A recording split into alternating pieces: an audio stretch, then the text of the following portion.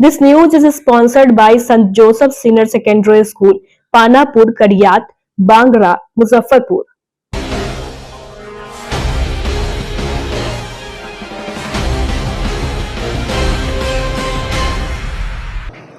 नमस्कार, स्वागत है आपका दिन न्यूज में और दिन भर की तमाम अहम खबरों के साथ मैं हूं आरती सिंह। आगे बढ़ने से पहले आइए नजर डालते हैं आज की खास खबरों पर।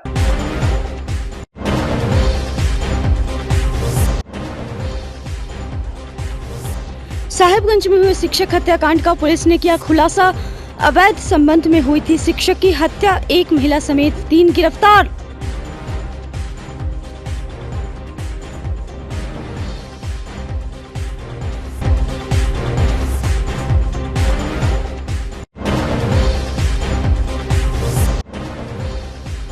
रेलवे ट्रैक पर मिला सफाई कर्मी का शव, हत्या की आशंका।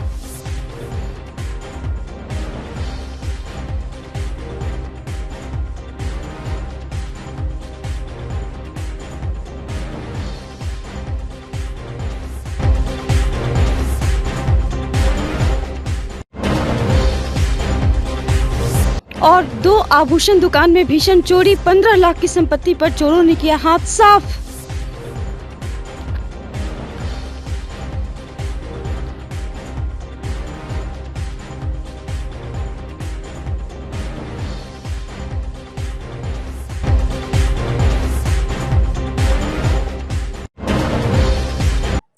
तो ये थी सुर्खियां और अब खबरें विस्तार से।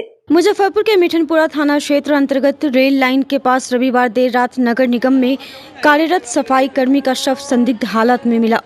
मृतक की पहचान सकरा थाना क्षेत्र के ढोली निवासी पवन मलिक के रूप में की गई है।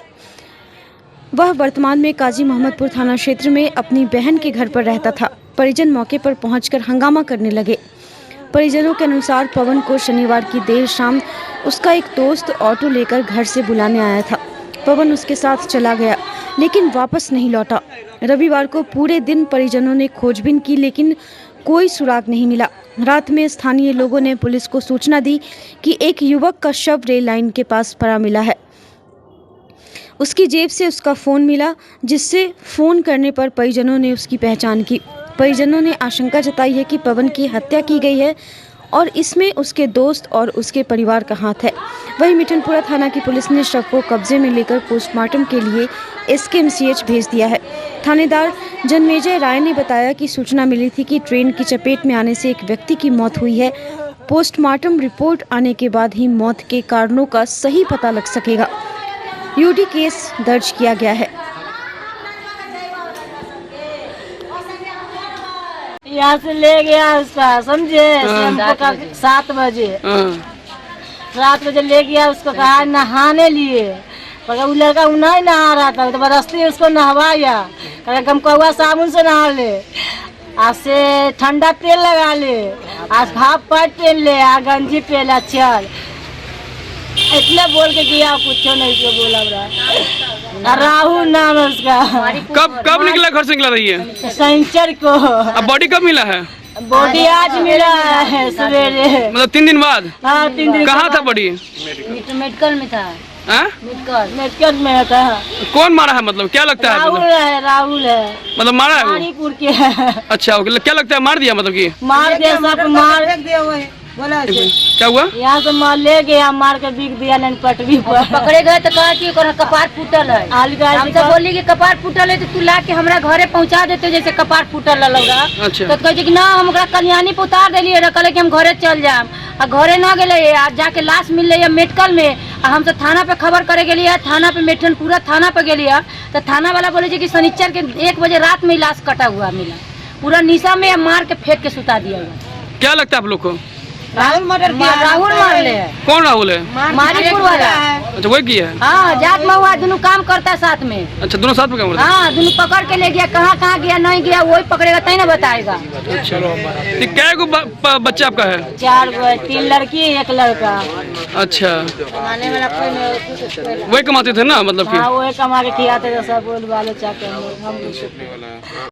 परवीन जो है शाम में सुबह अपना घर पर था, राहुल आया है। उसके बाद जो है राहुल जो है उसको 7 बजे करीब में वहाँ से उसको टेम्पू पे बैठा के ले गया है और उसके बाद जो है उसका जो है 3 दिन से हम लोग छानबीन कर रहे थे, खोज पड़ताल किए, उसके घर पर भी गए, राहुल के घर पे, तो मालूम चला कि वो जो है कहा कि हम जो है टावर पर या कल्याणी पे छोड़ दिए हैं। हम लोग कैसे बता रहा था, घुमा रहा था।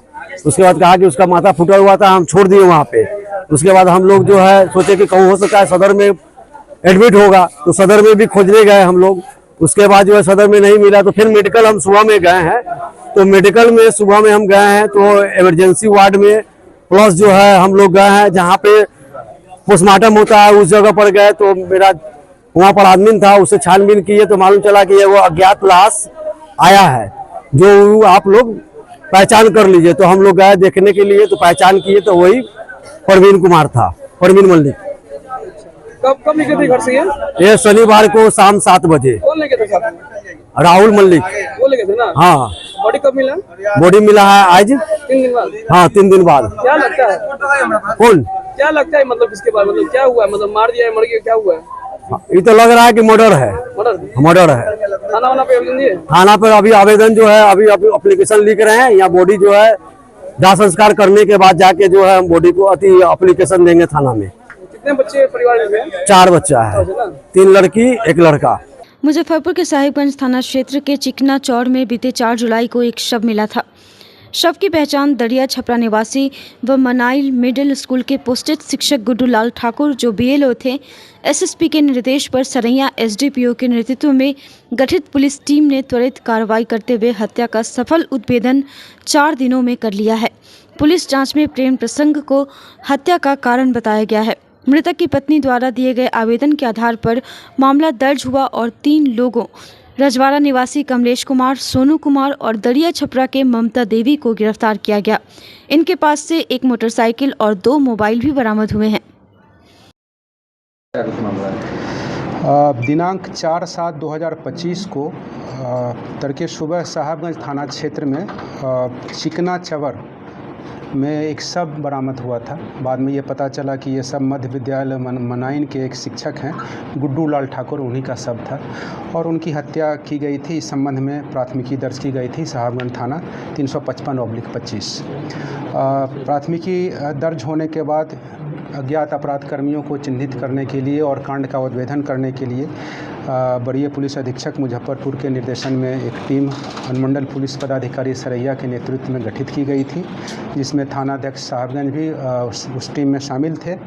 और गठित टीम के द्वारा कांड के उद्भेदन हेतु सक्रिय प्रयास किया गया और उस प्रयास के तहत साक्ष्य संकलन मानवीय और तकनीकी आधार पर की गई और इस घटना में संलिप्त अपराध कर्मियों को चिन्हित किया गया और अपराध कर्मियों को चिन्हित कर इसमें 3 अपराध कर्मी की गिरफ्तारी हुई है और कांड का सफल उद्भेदन किया गया है। क्या रीजन था? इसमें जो प्रथम दृष्टया अनुसंधान में आया है वो ये है कि मृतक का किन्हीं के महिला के साथ इलिसिट रिलेशनशिप था और उस इलिसिट रिलेशनशिप के विवाद के कारण ये घटना को अंजाम दिया गया है। तो रात वो वहाँ पर गए थे मिलने में, किसी से किस अवस्था में डेड बॉडी पाया गया था? ये अनुसंधान में ये सारी चीज़ें आएंगी, लेकिन अभी इसका क्रक्स यही है कि इलिसिट रिलेशन को लेकर के ये घटना कारित हुई। जो लोग अरेस्ट है इसमें इनको क्या रोल था? घटना में डायरेक्टली इन्वॉल्व थे। इन लोगों का कुछ आपराधिक इतिहास क्योंकि जैसा मैंने आपको बताया कि ये इलिसिट रिलेशन के कारण ये घटना घटी है, तो इनका आपराधिक इतिहास खंगाला जा रहा है। इनके पास से कुछ बरामद भी हुआ है? बरामदगी में मोटरसाइकिल और मोबाइल बरामद हुआ है। किस चीज़ से हत्या की कुछ पता है? वो सारे अनुसंधान में और भी सारे बिंदुएं हैं जिस पर कि आगे हम लोग का अनुसंधान अभी जारी है। इन दिनों नाबालिग स्कूली छात्र आपराधिक घटना को अंजाम दे रहे हैं। मुजफ्फरपुर पुलिस में 4 किशोर को हथियार के साथ गिरफ्तार किया है। दरअसल बरुराज थाने की पुलिस को मुखबिर से सूचना मिली थी कि मोहदीपुर स्थित एक गाछी में कुछ लड़के बड़ी आपराधिक घटना की प्लानिंग में हैं। पुलिस ने इलाके को चारों तरफ से घेर कर 4 किशोर को गिरफ्तार किया है। तलाशी लेने पर उनके पास से एक लोडेड पिस्टल और 2 जिंदा गोली बरामद किया है। ग्रामीण एसपी राजेश सिंह प्रभाकर ने बताया कि इन सभी की आपराधिक कुंडली खंगाली जा रही है। दिनांक 7/7/2025 को बरुराज थाना अंतर्गत ग्राम मोहद्दीपुर स्थित एक बगीचा है जहां पर कि थानाध्यक्ष को कुछ अपराध कर्मियों के द्वारा वहां पर जुटे होने की सूचना मिली और इस सूचना प्राप्त करने के उपरांत थानाध्यक्ष वहां गए तो उन्होंने पाया कि 3 अपराध कर्मी वहां मौजूद हैं। जब उनका सत्यापन किया गया और उनसे पूछताछ की गई तो इन तीनों व्यक्तियों से पूछताछ करने पर उनके मोबाइल से ख़ास तौर से टेक्निकली इंट कलेक्ट किया गया और इंट कलेक्ट करने के बाद और जो उनके द्वारा कॉन्फेस किया गया, फर्दर चिन्हित जगह पे छापेमारी की गई और छापेमारी उपरांत एक चौथे व्यक्ति को भी निरुद्ध किया गया और अल्टीमेटली जो है सो उसमें कुछ अवैध आग्नेयास्त्र और गोली के पाए जाने की जानकारी मिली थी और वो सभी अवैध आग्नेयास्त्र और गोली बरामद की गई और ये चारों विधि विरुद्ध बालक को निरुद्ध किया गया है, जिससे संबंधित माननीय न्यायालय में हम लोग उपस्थापित करा रहे हैं। कुछ गैंग वगैरह भी आपराधिक इतिहास खंगाला जा रहा है, लेकिन इम्पॉर्टेंट ये है कि ये अपराध की घटना को अंजाम देने के लिए जुटे थे और उस समय इनके पास कोई भी अवैध आग्नेयास्त्र नहीं था, लेकिन मोबाइल में इस संबंध में जानकारी हासिल हुई और थानाध्यक्ष के द्वारा तत्परता से कार्रवाई की गई। वरीय पुलिस अधीक्षक महोदय के द्वारा एक टीम भी गठित किया गया था अनुमंडल पुलिस पदाधिकारी पश्चिमी वन के नेतृत्व में और जिसमें कि थानाध्यक्ष बरुराज की सक्रिय भूमिका रही। इन्होंने काफ़ी बेहतर कार्य किया और उस टेक्निकल इंट को कलेक्ट करते हुए जब उसका सत्यापन किया गया तो अवैध आग्नेयास्त्र बरामद हुआ। ये लोग दूसरे जिला में भी सक्रिय थे। इनका आपराधिक इतिहास और अन्य गतिविधि को हम लोग इसका डिटेल्स हासिल कर रहे हैं। फिलहाल इन्हें निरुद्ध किया गया है और माननीय न्यायालय में उपस्थापित कर। मुजफ्फरपुर के साहिबगंज थाना क्षेत्र के नावानगर निजामत निवासी व्यवसायी रविनाथ कुमार को छोटू राणा गैंग के नाम कॉल और व्हाट्सएप मैसेज करके 15 लाख रुपए रंगदारी मांगी गई और मकान को खाली कराने की धमकी दी गई। ऐसा नहीं करने पर मकान को बम से उड़ाने की धमकी दी गई थी। इसको लेकर पीड़ित के पिता महेश्वर तिवारी ने थाने में कार्रवाई कर हेतु छोटू राणा व आशुतोष राणा के नाम एफआईआर दर्ज कराई है। सोमवार की शाम घटना की सूचना पर राजद नेता धीरज शुक्ला पीड़ित परिवार के आवास पर पहुंचे। रंगदारी की मांग और पीड़ित परिवार से मुलाकात कर पूरे मामले को गंभीरता से समझा। राजद नेता ने कहा कि यह घटना केवल एक व्यक्ति पर नहीं बल्कि पूरे साहिबगंज की शांति व्यवस्था पर हमला है। उन्होंने कहा कि परिवार को यह भरोसा दिलाया कि इस कठिन समय में हम पूरी मजबूती के साथ उनके साथ खड़े हैं। अपराध और गुंडागर्दी के विरुद्ध हमारी लड़ाई हर स्तर पर जारी रहेगी। आया था और किस नहीं प्रकार? हमको जैसे कि हम अयोध्या घूम करके आ रहे थे 3:24 पर हमको 12 नंबर से कॉल आया, विदेश का नंबर था वो। फ़ोन आया, हम पहले एक बार नहीं उठाया, उसके बाद फिर दोबारा फ़ोन आया, हम कहे कि हाँ कोई, हमसे बोला कि तुम एजेंसी वाले बोल रहे हो? हम कहे कि नहीं, हम एजेंसी वाले के, हम उनके छोटे भाई बोल रहे हैं। बोला कि तुम सुनो, मकान खाली करो और इतना पेमेंट डालो, नहीं तो हम पेट्रोल पटा करके बम मार देंगे। कितना पेमेंट डालने के बाद कितना मांगा गया है रंगदारी? उसके बाद में हम बोले कि सुनिए भाई जी, हम बाहर हैं, हम घर चलते हैं, क्या हुआ है बात नहीं हुआ है कि हम चलेंगे घर। हम कहे कि आप को बोल रहे हैं? तो मैसेज किए हम पर कि हम छोटू राणा। हम कहे छोटू भाई बोले, हम इसी लफ्ज़ में बोले कि छोटू भाई क्या बात है वो हमारा नहीं समझ में कुछ हो कि हम बाहर हैं, हम घर चल रहे हैं, घर बात करेंगे पिताजी से, हमारे गार्जियन पिता ना हैं, कि हम उनसे बात करेंगे, उसके बाद में आप हमको कल फ़ोन कीजिए 2 तारीख को 3 से 4 बजे। वो नहीं फ़ोन किए हमको। बीफे के दिन वो 3 तारीख को फ़ोन किए 10:26 पर, क्या तुम हमको हल्का में ले रहा है? हम शांत है तो तुम क्या बुझ रहा है? तुम्हारे मकान का इंश्योरेंस है कि नहीं? हम कहे भाई क्या बात हुआ है? तो नहीं, तुम मकान खाली कराओ, नहीं तो पेट्रोल पटा करके बम मार देंगे। तो हम उनसे इतना बात कहे कि ठीक है, आप भी यहाँ के हैं, हम भी यहीं के हैं, और ज़्यादा नहीं बतियाई, बस इतने बात बोले हैं। उसके बाद वो फ़ोन काट दिए। रुपए का भी बात कहा गया है? हाँ, पैसा मांगे नहीं पैसा, यही तरह कह दिए। कितना रुपया मांगे? 15 लाख रुपया। 15 लाख रुपया। हाँ, हालांकि आपने प्राथमिकी दर्ज कराया, हाँ, 2 हाँ, लोगों को नेम्ड आपने किया। हाँ, प्रशासन से मिले हैं? नहीं, प्रशासन से मिले, डीएसपी को दिए और हमने कहा कि हाँ भाई हमको, हाँ वो बोले कि हाँ पुलिस प्रशासन के यहाँ जाने से पहले छोटू राणा और आशुतोष राणा के बारे में पता कर लेना, तब कोई कदम उठाना। तो हम लोग भी ब्रह्म ऋषि समाज के हैं, हमारा भी खून ब्रह्म ऋषि समाज है। जब तुम हमको टॉर्चर करोगे तो हमारा भी टॉर्चर करने का काम है। प्रशासन क्या कर रही है? प्रशासन क्या कर रही है? कुछ नहीं कर रही है। कि पीड़ित नहीं है, ये हमारे परिवार हैं। महेश्वर बाबू को हमारे पूर्व विधायक मुन्ना शुक्ला जी भी पैर छू के प्रणाम करते थे और हम लोग के पूरे परिवार जैसे हैं। हर दुख सुख में ये लोग भी रहे हैं और हम लोग भी रहे हैं। तो परिवार वाली बात है, इसमें कोई शक नहीं है, हमको परहेज नहीं है ये बात बोलने में। और हम ये बता देना चाहते हैं कि इनको जो भी धमकी दिया है, आशुतोष राणा के नाम से इनको धमकी मिला है, वो चाहे आशुतोष राणा गैंग हो, छोटू राणा गैंग, छोटू राणा गैंग से इनको धमकी मिला है मोबाइल पे। तो ये पुलिस अनुसंधान का मामला है कि छोटू राणा गैंग है या कौन गैंग है। हम ये अपने माध्यम से बता देना चाहेंगे कि चाहे वो छोटू राणा गैंग हो या कोई गैंग हो, इतना बात समझ लीजिए कि अगर छू दिए, अगर किसी भी तरीके का दिक्कत हुआ और प्रशासन का सहयोग अगर इनको नहीं मिला, सुरक्षा नहीं मिला, तो हर आदमी के पास परिवार होता है। तुम्हारे पास भी परिवार है, जोन गैंग वाला है उसके पास भी परिवार है और हमारा भी परिवार है। तो हमारे परिवार को छुओगे तो जवाब भी उसी तरीके से मिलने के लिए तैयार रहना। आए हैं नेतागिरी करने, अगर कल होके बनाना चाहोगे क्रिमिनल तो वो बनने का काम करेंगे, बोला चिंता करने का बात नहीं है। लगातार साहेबगंज में इस प्रकार की घटनाएं हो रही हैं। छोटू राणा गैंग के द्वारा हत्या, धमकी, गोलीबारी की घटना हो रही है। हर जगह प्रशासन को लेकर क्या कहेंगे इस पर? प्रशासन पूरा नकारा है। यहाँ पे आप दिखवाइए, हम बोलना चाहेंगे कि सरकार से, यहाँ के सरकार से, हालांकि सरकार भी निष्पक्ष नहीं है, उन्हीं लोगों के साथ है। आज आप सांसद महोदय के यहाँ, आप विधायक के यहाँ जाके दिखवाइए कि कौन कौन क्रिमिनल जाता है। जितना भी यहाँ का क्रिमिनल है, पूरे 6 विधानसभा की हम बात करते हैं, पूरे जिला की बात करते हैं, 2-4 जिला का बात करते हैं, जे किसी भी कास्ट का कोई क्रिमिनल होगा उनके यहाँ आता जाता है। पता कर कहाँ से क्राइम कंट्रोल होगा, जब सत्ता का संरक्षण मिल रहा है और एमपी विधायक का संरक्षण मिल रहा है, प्रशासन का संरक्षण मिल रहा है।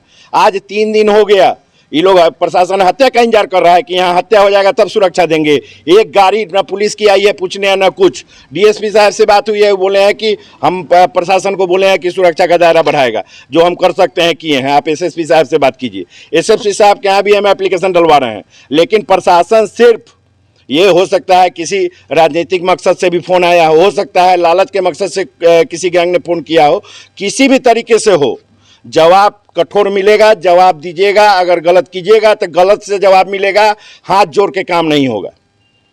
तो आपके द्वारा और राजद के द्वारा मतलब क्या न्याय की दिशा में क्या पहल किया जा रहा है? न्याय तो तब न होगा जब गलत कुछ होगा। अभी तो धमकी है तो बदला, धमकी के बदला धमकी मिलेगा और उसके बाद गलत के बदला फिर गलत का परिणाम गलत से मिलेगा। अगर प्रशासन सहयोग नहीं किया तो प्रशासन क्रिमिनल बनाती है, प्रशासन से बड़ा कोई गुंडा नहीं है। प्रशासन चाह जाए तो गुंडा आज के डेट में घर पकड़ लेगा या मारा जाएगा, लेकिन प्रशासन गुंडा पालती है। और आज हमको आपको, जो हम एक बिजनेसमैन है, आज यहाँ आए हैं समाज सेवा के भावना से नेतागिरी करने, हमको आपको क्रिमिनल बनाने का काम भी प्रशासन करती है और यही चल रहा है। अगर इसी तरीके से हुआ तो हर एक बच्चा हथियार उठाने पर मजबूर हो जाएगा। इसलिए हम चेताना चाहेंगे यहाँ के सांसद को, यहाँ के विधायक को, यहाँ के सरकार को कि भाई चेतिए, नहीं तो गृह युद्ध छिड़ने में टाइम नहीं लगेगा। मुजफ्फरपुर के बलूराज थाना इलाके में बेखौफ चोरों ने थाने से महज 20 और 50 मीटर की दूरी पर 2 आभूषण की दुकानों में एक ही रात में चोरी की घटना को अंजाम दिया है।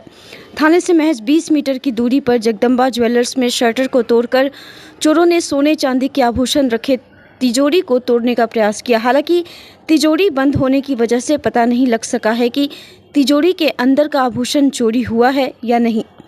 वहीं बाहर में रखे छोटे छोटे 5 लाख के आभूषण और 10 लाख रुपए कैश पर चोरों ने हाथ साफ कर दिया। 50 मीटर की दूरी पर स्थित आकाश ज्वेलर्स में चोर एल्बेस्टस नुमा छत को तोड़कर दुकान में घुसे और तिजोरी का ताला तोड़कर सोने और चांदी के तकरीबन 7 से 8 लाख रुपए के आभूषण चुराकर फरार हो गए। घटना की सूचना दुकानदारों ने पुलिस को दी। मौके पर पहुंची बलूराज पुलिस ने पूरी घटनास्थल की जांच की। पुलिस का कहना है कि सीसीटीवी के आधार पर चोरों का पता लगाया जा रहा है। जल्द ही सभी बदमाश पुलिस की गिरफ्त में होंगे।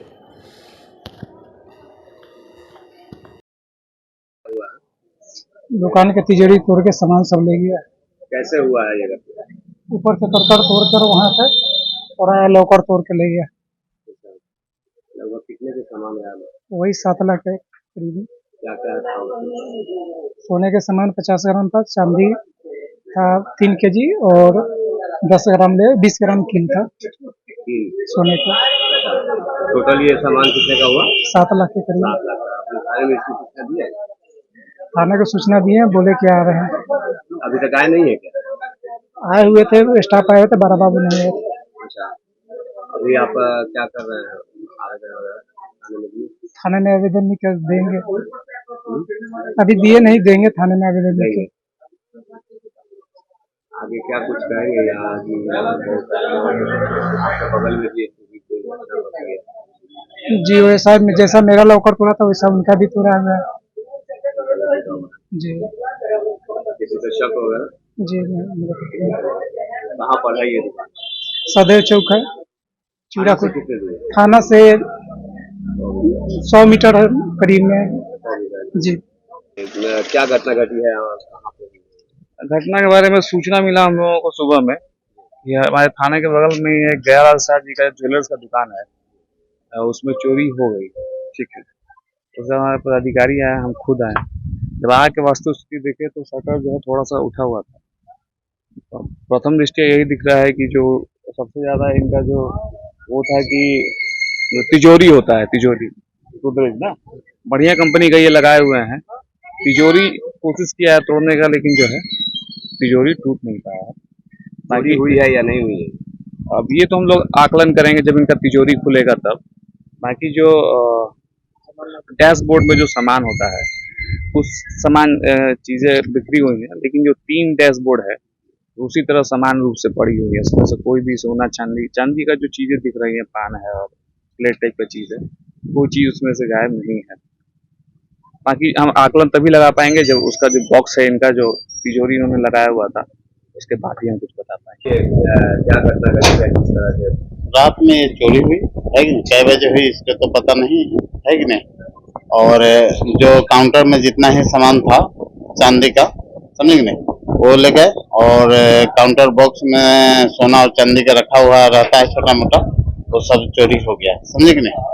और लॉकर अभी खुल नहीं रहा है, मिस्त्री को बुलाएंगे और मिस्त्री लॉकर खोलेंगे तब उसको पता चले लॉकर तोड़ के ले गया कि उसमें बचा हुआ है। लगभग चांदी वगैरह के जो सामान लेके गया है, क्या अंदाजा हो सकता है कितने का होगा? लगभग वो 50,000 से ऊपर के ले गया। प्रशासन यहाँ पे आई? जी, प्रशासन आए हैं देख कर और छानबीन कर चले गए। बड़ा बाबू आया था। कैश भी था क्या इसमें? जी कैश था। कितना? 10,000 रुपया कैश था।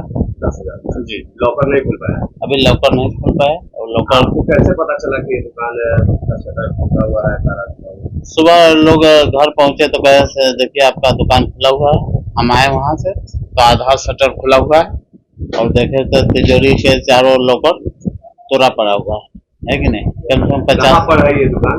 ये बोरात थाना के पास ही में है, 20 मीटर के पास में है। दुकान में सीसीटीवी लगा है? हाँ, सीसी कैमरा लगा हुआ है। तो सीसीटीवी से कुछ पता चलेगा? जी चल सकता है, बाकी आईडी तो उठा के ले गया है जी। बिहार के पर्यटन मंत्री राजू सिंह ने मतदाता पुनरीक्षण कार्य के विरोध में महागठबंधन द्वारा 9 जुलाई को घोषित बिहार बंद को बेवकूफ़ी भरा कदम करार दिया। मीडिया से बातचीत में उन्होंने कहा कि विपक्ष शुरू से ही चुनाव आयोग का विरोध करता रहा है। जब वे चुनाव जीतते हैं तो आयोग उन्हें सही लगता है, लेकिन हार दिखने पर आयोग को दोषी ठहराते हैं। राजू सिंह ने आरोप लगाया कि महागठबंधन की मानसिकता लोगों को गुमराह कर सड़कों पर उतारने और अराजकता फैलाने की रही है। उन्होंने कहा कि चुनाव आयोग का अवैध मतदाताओं पर अंकुश लगाने का प्रयास सराहनीय है। विपक्ष का विरोध इस बात का संकेत है कि वे पहले से अनुचित कार्यों में लिप्त रहे हैं, जिसके कारण उन्हें अब परेशानी हो रही है। राजू सिंह ने दावा किया कि बिहार की जनता अब महागठबंधन के बहकावे में नहीं आएगी और भारतीय जनता पार्टी और प्रधानमंत्री नरेंद्र मोदी पर उनका अटूट विश्वास है। ये सब बेवकूफ़ी है। इसको बेवकूफ़, जब इलेक्शन कमीशन पे वो नहीं विश्वास कर रहे हैं, हमको तो आश्चर्य लगता है कि जहाँ वो चुनाव जीत जाते हैं वहाँ कहते हैं इलेक्शन कमीशन अच्छा है, और जहाँ चुनाव हार जाते हैं वहाँ इलेक्शन कमीशन उनको हरा देता है। अब इलेक्शन कमीशन इस बात को अगर चाह रही है कि एक व्यक्ति 3 जगह वोटर ना रह सके, एक व्यक्ति एक जगह ही वोट दे सके, तो उनको क्यों ऐसा लग रहा है? इसका मतलब वो लोग पहले से गलत करते थे और गलत करने की प्रवृत्ति उनमें रही है, इसलिए ये बंद करने का कोई असर नहीं पड़ना। और मुस्लिम का वोट आप लोग छांटना चाहते हैं, इस प्रकार से आरोप लगा रहे हैं कि एनडीए के लोग ये पूरी तरह साजिश करवा रहे हैं। पिछड़ा दलित और मुस्लिम का वोट छांटना चाहते तो लखनऊ में आपको मालूम है कितनी आबादी है मुस्लिमों की और पिछड़ों की, वहाँ से हमारा सांसद भारतीय जनता पार्टी का कैसे बनता? और पिछड़ा दलित सबकी बात करते हैं तो पिछड़ा दलित अब समझ चुका है ये कांग्रेसियों की 60 साल पुरानी नीति को। वो भारतीय जनता पार्टी में विश्वास रख रही है, नरेंद्र मोदी में विश्वास रख रही है और नरेंद्र मोदी के विश्वास के साथ हिंदुस्तान को मजबूत कर रही है। अरे कल होना है, आज कैसे उसको बोलते हैं। लेकिन ये लोग तो गुमराह कर रहे हैं लोगों को ना, गुमराह करके रास्ते पे लाएंगे। इनका तो आदत है छोटा लाठी चलाने का, तिल पियावन लाठी पियावन क्या क्या चलने का आदत है। ये लोग तो चाहेंगे। पटना में आज बीपीएससी छात्रों पर लाठीचार्ज हुआ है। देखिए लाठी चार्ज होना किन कारणों से होना, अगर हम ही कहीं जाते हैं, क्या आपने देखा नहीं है विधायकों पर भी लाठी चार्ज होती है, आपको देखो सांसद पर भी लाठी चार्ज होती है। लाठी चार्ज करवाना ही लोग चाहता है कि कैसे सड़कों पे हम दिखें, हमारे काम के बारे में कैसे आपके माध्यम से, मीडिया के माध्यम से देश के लोग जाने, इसलिए लोग लाठी चलवाते हैं। अपनी विभिन्न मांगों को लेकर प्रोटेस्ट कर रहे थे वहाँ पे। करते हैं, कानून का अधिकार है, करते रहेंगे। आपको तो धन्यवाद देना चाहिए, बधाई देना चाहिए छात्रों को अभी कि युवा आयोग आज ही हम लोग कैबिनेट से पास करके आ रहे हैं। बिहार एक पहला राज्य ऐसा बना है जहाँ पे युवा आयोग बना है। मतदाता सूची पुनरीक्षण अभियान के प्रति लोगों को जागरूक करने के उद्देश्य से जदयू ने पूरे बिहार में मंगलवार को साइकिल रैली निकाली। इसी क्रम में मुजफ्फरपुर के जदयू महानगर अध्यक्ष अनुपम कुमार के नेतृत्व में पानी टंकी चौक से बाबा गरीबनाथ मंदिर तक जागरूकता रैली निकाली गई। इस दौरान जदयू नेताओं ने कहा कि दलगत राजनीति से ऊपर उठकर तमाम राजनीतिक दलों को मतदाता पुनरीक्षण अभियान के प्रति जन जागरूकता फैलाने में सक्रिय भागीदारी निभानी चाहिए। लोकहित से जुड़े इस महत्वपूर्ण अभियान को सियासी चश्मे से देखना कहीं से भी उचित नहीं है। जदयू हमेशा से ही लोकतांत्रिक मूल्यों की प्रबल समर्थक रही है। इसी भावना से प्रेरित होकर पार्टी ने प्रदेश भर में साइकिल रैली का आयोजन किया है ताकि आम जन इस अभियान के प्रति जागरूक हो सके और कोई भी पात्र मतदाता इस प्रक्रिया से वंचित न रह जाएं। मौके पर महानगर जदयू प्रवक्ता कुंदन शांडिल्य, जदयू नेता सच्चिदानंद शाही, सेक्टर 2 प्रभारी मोहम्मद चांद रजा, सेक्टर 1 प्रभारी दिलीप राज सहनी, सेक्टर 4 प्रभारी मोहम्मद महफूज, सेक्टर 4 अध्यक्ष शुभम कुमार, वार्ड अध्यक्ष 39 गुड्डू कुमार, सौरभ कुमार, अंकित कुमार, मोहम्मद असगर सहित सैकड़ों की संख्या में जदयू नेता मौजूद रहे। जनता दल यूनाइटेड द्वारा निर्देशित सभी पंचायतों में साइकिल रैली का आयोजन करना था, जिसमें महानगर जनता दल द्वारा माननीय अध्यक्ष अनुपम जी के निर्देशानुसार हम सभी ने पानी टंकी चौक से गरीब स्थान मंदिर तक साइकिल रैली का आयोजन किया, जिसमें सैकड़ों की संख्या में जदयू के साथी एवं पदाधिकारी लोग शामिल हुए और इस रैली का मुख्य उद्देश्य मतदाताओं को जागरूक करना था, जिसके उद्देश्य हेतु हम लोगों ने सफलतापूर्वक इस रैली का आयोजन किया।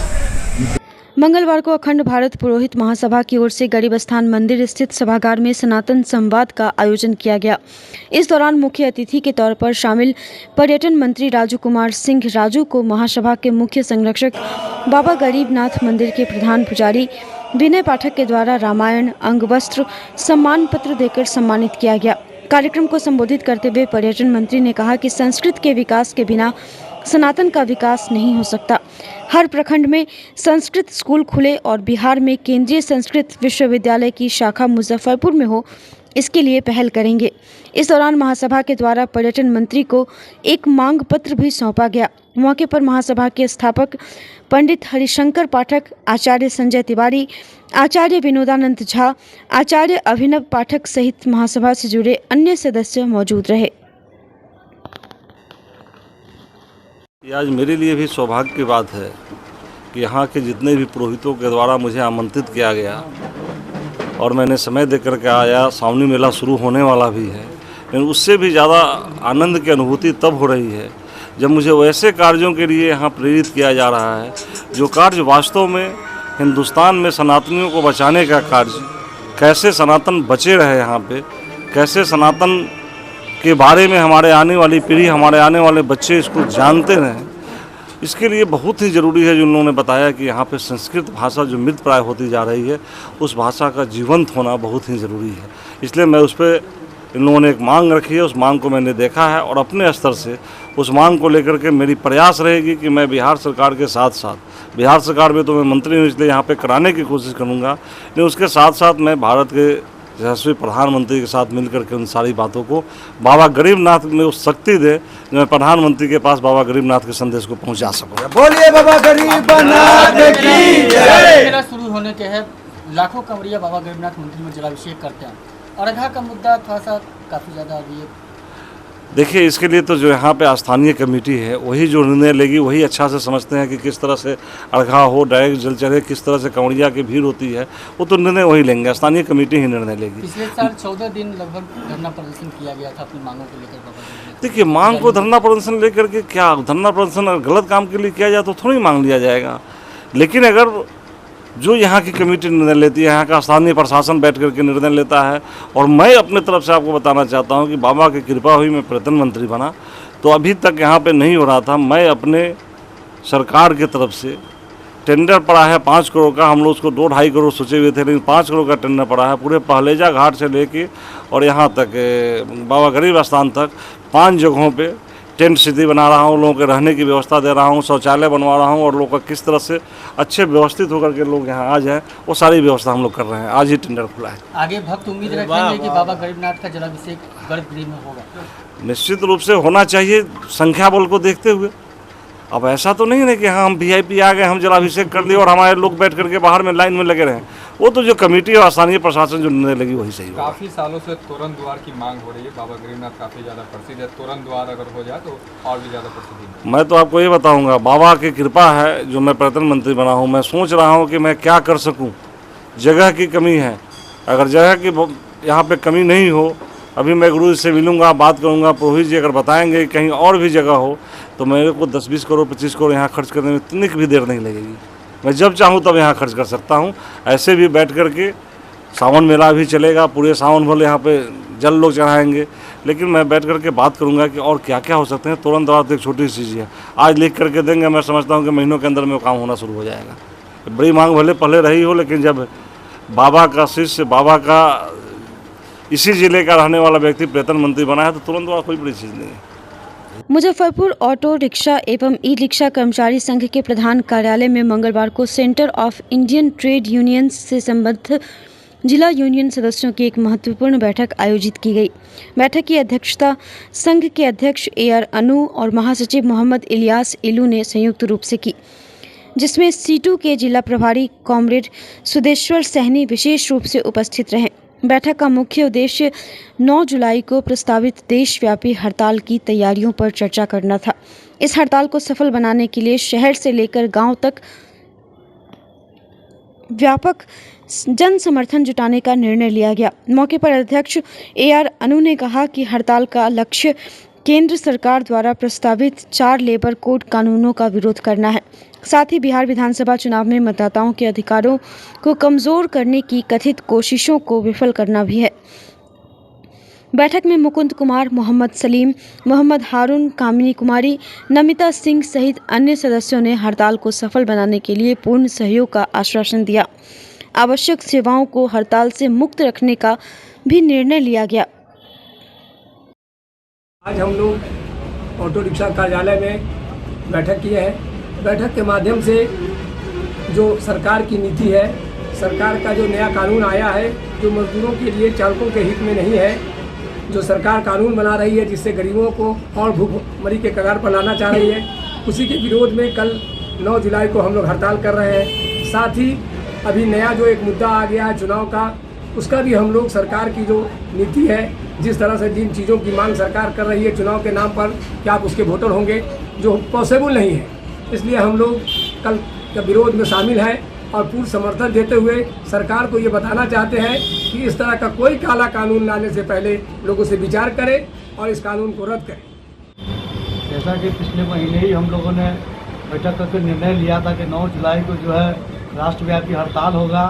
जो 44 श्रम कानून था, जिसको केंद्र सरकार ने 4 श्रम कानून में ला करके समेटने का जो काम किया है, उसके खिलाफ 9 जुलाई को बंद का हम लोग पहले ही से आह्वान किए थे। और अभी नया में जो है ये चुनाव आयोग के द्वारा जो वोटर लिस्ट में जो ये काम जो पेपर मांगने की जो बात हो रही है, जिसके विरोध में CITU के हमारे जिला मंत्री जी आज यहाँ बैठे हैं, उनके साथ हम लोग मिल करके इस मुद्दे को भी इसमें ला करके शामिल करके 9 जुलाई को जो बंद है उसको हम लोग पूर्ण रूप से बंद कराने का काम करेंगे और मुजफ्फरपुर के जो लोग हैं उनसे भी आग्रह करेंगे कि बंद को सफल बनाने का काम करें और प्रयास करें कि इस सरकार को जो है अपनी एकता को जो है दिखाने का हम लोग। बिहार सरकार द्वारा स्थायी निवासी महिलाओं के लिए सभी सरकारी नौकरियों में 35% आरक्षण के प्रावधान को कैबिनेट से मंजूरी मिलने पर मुजफ्फरपुर के आरबीबीएम कॉलेज में शिक्षकों, कर्मचारियों और छात्राओं ने उत्साहपूर्वक जश्न मनाया। इस अवसर पर एक दूसरे को अबीर लगाकर, मिठाई बांटकर और फुलझड़ियां जलाकर खुशी का इजहार किया गया। कॉलेज की शिक्षिका डॉक्टर ममता रानी ने इसे ऐतिहासिक फैसला करार देते हुए कहा कि यह कदम महिलाओं को स्वावलंबी, सशक्त और आत्मनिर्भर बनाएगा। उन्होंने बताया कि इस निर्णय से बिहार की छात्राओं को पढ़ाई पूरी करने के बाद रोजगार के लिए अन्य राज्यों में पलायन नहीं करना पड़ेगा, जिससे पलायन की समस्या पर अंकुश लगेगा। उन्होंने इस फैसले को एनडीए सरकार का मील का पत्थर बताया और मुख्यमंत्री नीतीश कुमार, उप मुख्यमंत्री सम्राट चौधरी व विजय कुमार सिन्हा को बधाई दी। कार्यक्रम में doctor Nupur Verma, doctor Annu Singh, doctor Chetna Verma, doctor Ankita Singh, doctor Puja Shekhar, doctor Hema Kumari, Komal, Shikha Verma, Mamta Kumari, Suman सहित कई शिक्षक, शिक्षकेतर कर्मचारी और छात्राएं शामिल थीं। मैं बहुत खुश हूँ कि बिहार की अस्थाई महिलाओं को, अस्थाई लड़कियों को ये आरक्षण मिला है, क्योंकि पहले ऐसा होता था कि हम जॉब, पढ़ाई तो कर लिए पर हमें जॉब के लिए ढूंढना पड़ता था, दूसरी जगह जाना पड़ता था। पर अब हमारा पलायन भी रुकेगा और ये जो महिलाओं के लिए जो ऐतिहासिक कदम उठाया है एनडीए सरकार ने, उसके लिए मैं एनडीए सरकार की माननीय मुख्यमंत्री श्री नीतीश कुमार जी की बहुत बहुत आभारी हूँ। भी वो महिलाओं के लिए इतना 35% आरक्षण दिया है, खास करके हम जनरल वालों के लिए, क्योंकि हम पढ़ तो सकते थे, बहुत मुश्किल से हम लोग पढ़ते थे, तब भी हम लोग को जॉब हासिल नहीं हो पाता था।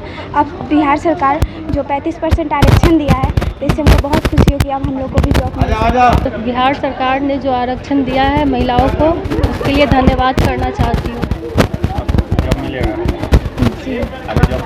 35% का आरक्षण दिया है, इनके लिए उनको हम धन्यवाद दिल से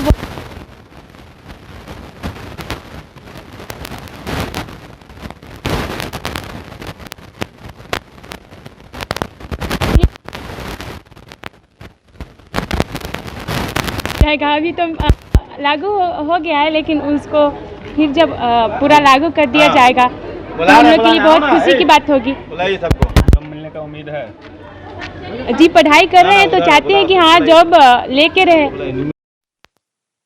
पहले थी कि हम लोग पढ़ नहीं पाते थे और खुशी हुई कि अब पढ़ाई भी और हम लोग के लिए पोशाक, और ये खुशी की बात हुई कि इस बार सुने कि लागू हो गया 35% हर महिलाओं को आरक्षण मिलेगी। और हम लोग पढ़ कर भी पहले घर रहते थे, अब ये खुशी होगी कॉलेज से निकलने के बाद नौकरी की डिग्री मिलेगी और हमें और भी अच्छा और महसूस हो रहा है कि 35% हर जगह लागू हो, हर गरीब की बच्ची पढ़े जो कि सोच रही थी कि पढ़ने के बाद नौकरी न मिले। बहुत बहुत धन्यवाद नीतीश कुमार को कि आज बिहार में एनडीए सरकार ने बिहार की अस्थाई महिलाओं को सभी प्रकार की सरकारी नौकरी में 35% का आरक्षण दिया है। महिलाओं के विकास के लिए यह नया द्वार खुला है और हम लोग एनडीए सरकार को, नीतीश कुमार को, सम्राट चौधरी जी को, विजय कुमार सिन्हा जी को बहुत बहुत इस ऐतिहासिक फैसले के लिए बधाई देते हैं। निस्संदेह हमारी बच्चियों के लिए यह नए अवसर लाएगा। जो हमारी बच्चियां यहाँ पढ़ रही हैं उनकी खुशी का मुझे अंदाज़ा हो रहा है। मैं एक महिला कॉलेज में प्राचार्य हूँ और मुझे उनके खुशी का अंदाज़ा बाखूबी हो रहा है कि वो जब यहाँ से डिग्री लेकर के निकलेंगी तो उनके हाथ में डिग्री नहीं, एक नौकरी होगी। इतना बड़ा सुनहरा मौका देने के लिए फिर से बिहार सरकार का कोटि कोटि आभार। मुजफ्फरपुर के अहियापुर थाना क्षेत्र के शेखपुर निवासी अरुण कुमार ने मंगलवार को मुख्य न्यायिक दंडाधिकारी के समक्ष भगवानपुर चौक निवासी अरुणाम उत्कर्ष, अभ्यांशु उत्कर्ष, शशिकांत, रवि आनंद और रामा प्रसाद के खिलाफ धोखाधड़ी का परिवाद दर्ज कराया। यह मामला भारतीय न्याय संहिता की विभिन्न धाराओं में दर्ज किया गया। न्यायालय ने मामले को स्वीकार कर सुनवाई की तारीख 18 जुलाई 2025 निर्धारित की है। अरुण कुमार ने बताया कि 14 दिसंबर 2022 से अब तक आरोपियों ने उनके साथ धोखाधड़ी की। बोछा में स्थित जमीन खरीदने के लिए 1000 रुपये के गैर न्यायिक स्टाम्प पर बैवाना एग्रीमेंट हुआ था। इसके तहत उन्होंने 75 लाख रुपए का भुगतान किया, लेकिन आरोपियों ने विश्वासघात कर राशि हड़प ली और जमीन का बैनामा नहीं किया। मुद्दई ने न्यायालय से उचित कानूनी कार्रवाई की मांग की है। 75 लाख रुपया हमसे ऐंठ ले लिए पुल्हा करके, और आज तक हमको ज़मीन नहीं लिखाया। 75 डिसमिल का एग्रीमेंट है और 75 डिसमिल में 37.5 डिसमिल हमको लिख दिया, 37.5 डिसमिल दूसरे को लिख दिए, और पैसा बोले कि दूसरे को लिख दिए। हम लोग चढ़ाई किए जब किए पैसा के लिए, तो बोले कि दे देंगे पैसा। आज बिहान करते करते में तो लास्ट में हम लोग कोर्ट में आना पड़ा। कितना पैसा है? 75 लाख रुपया। 75 लाख जी। किसको लिखे थे? किससे लेना था? कहाँ के लोग? वो रहता है लोग ये IG कॉलोनी भगवानपुर, और लोग रहता है नोएडा दिल्ली में, सनशाइन है अपार्टमेंट है, उसी में लोग रहता है। आपका जो ज़मीन है वो कहाँ पे है? बोचहा में है। कितना ज़मीन है? 75 डिसमिल का एग्रीमेंट हमको है। अब क्या कह रहा है? आपका ऊपर 37.5 में लिखे और कहा कि 37.5 में बाद में लिखेंगे, और नहीं लिखे और दूसरे को लिख दिए। हम लोग हमारा पैसा भी नहीं दे रहे हैं। अब क्या चाह रहे हैं आप? हम चाह रहे हैं कि कोर्ट से न्याय चाहिए हमको। हमारे क्लाइंट अरुण कुमार जो शेखपुर अहियापुर मुजफ्फरपुर के रहने वाले हैं, उन्होंने अरुणाभ उत्कर्ष, अभियांशु उत्कर्ष, शशिकांत, रवि आनंद और रामा प्रसाद, इन लोगों से एक एग्रीमेंट 14/12/2022 को करवाया। इन लोग से बात हुई 75 डिसमिल ज़मीन की, और 75 डिसमिल ज़मीन में से 37.5 डिसमिल ज़मीन इनको लिख दिया गया, और विभिन्न माध्यम से इनसे 75 लाख रुपया बैंक के RTGS के माध्यम से जो है सो ले लिया गया। लेकिन अब इनको दौड़ाया जा रहा है, ना इनका ज़मीन इनको है सो लिख दिया जा रहा है, और जाते हैं तो इनको धमकी दिया जाता है। कभी वो उपलब्ध रहते हैं, कभी नहीं उपलब्ध रहते हैं। तो ये अपने आप को ठगा महसूस किए, तो इन्होंने आकर अपनी आप बीती हमें बताई कि सर हमारे साथ इस तरीक़ा की बात है। तो इन्होंने एक परिवाद है सो जिसका नंबर 3624/2025 मुजफ्फरपुर न्यायालय में CGM कोर्ट में है सो दायर किया है। इसको लेकर के अगला सुनवाई 1 सप्ताह के बाद है। मुजफ्फरपुर के मरवन जिला परिषद 21 के सदस्य आसिफ इकबाल ने मंगलवार को बड़का गांव उत्तरी पंचायत के बसंतपुर मालिकान टोला में सार्वजनिक शौचालय का फीता काटकर उद्घाटन किया। इस अवसर पर आसिफ इकबाल ने कहा कि उनकी योजनाएं अब तक क्षेत्र की सभी पंचायतों तक पहुंच चुकी है और आगामी 1 वर्ष में शेष गांव तक भी विकास योजनाएं पहुंचाई जाएंगी। उन्होंने यह भी घोषणा की कि यदि उन्हें विधानसभा में सेवा का अवसर प्राप्त हुआ तो वे अपने विधानसभा क्षेत्र में युवाओं के लिए खेल मैदानों का निर्माण करवाएंगे, ताकि स्थानीय युवा और खिलाड़ी राष्ट्रीय व अंतर्राष्ट्रीय स्तर पर अपनी प्रतिभा का प्रदर्शन कर सके। उद्घाटन समारोह में लड्डन, राणा झा, डॉक्टर अयाज, आफ्ताब, फैजान, राकेश, शाह, मुश्ताक सहित सैकड़ों स्थानीय लोग उपस्थित रहे। इस आयोजन ने क्षेत्र में स्वच्छता और विकास के प्रति जागरूकता को बढ़ावा दिया है।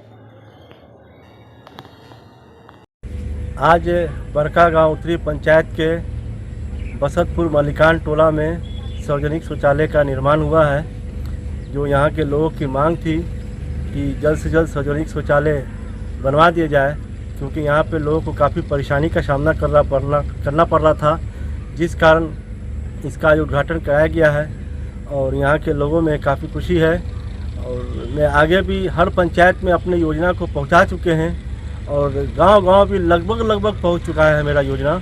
और आगे उम्मीद है कि अगला 1 साल में हर गांव में पहुंचने के बाद जो सरकारी योजना को अगर लोगों को लाभ पहुंच सकता है हमारी योजना से, उस योजना को पहुंचाना है। उसके बाद जनता ने अगर हमें मौका दी विधानसभा पहुंचने की, तो फिर मैं यहाँ पे युवाओं के लिए, खिलाड़ियों के लिए खेल मैदान का निर्माण करवाऊँगा, और जिससे यहाँ के युवाओं को, यहाँ के खिलाड़ियों को अंतर्राष्ट्रीय लेवल पर पहुँचने का मौका मिल सके। आज की खबरों में बस इतना ही। कल फिर मिलेंगे कुछ नई खबरों के साथ। तब तक के लिए हमारी न्यूज टीम को दीजिए इजाजत। नमस्कार। Saint Joseph senior secondary school, Panapur, Kariyat, Bangra, Muzaffarpur, affiliated to CBSE 10+2. Co-education. The school maintains a very efficient team of teachers equipped with physics, chemistry, biology, maths and computer lab. career-oriented classes through counseling from Standard 6, skill development through yoga, dance and music, route-wise vehicle facilities available, separate hostel facilities for boys and girls. School is always ahead in participating cultural, literacy and other similar activities both at city and state level. Our result in boards, IIT, PMT show our effort. Registration for admission is going on. Registration forms available on Lenin Chowk and Jalan Chhapra also.